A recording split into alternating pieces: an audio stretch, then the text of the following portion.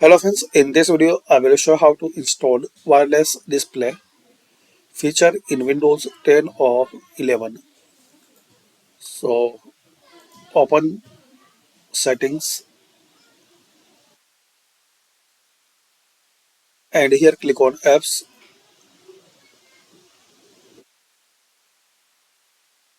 then here click on optional features.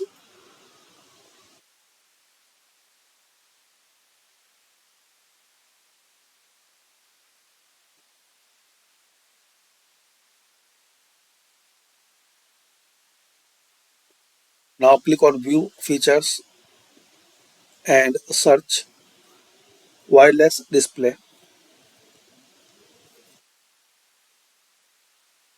So here you will see wireless display. I have already, so we are not see here, but just you have to type wireless display, then click on install. So this is the basic way guys to download and install wireless display in your Windows 10 or Windows 11. Click here view feature and search wireless display. So thanks for watching guys.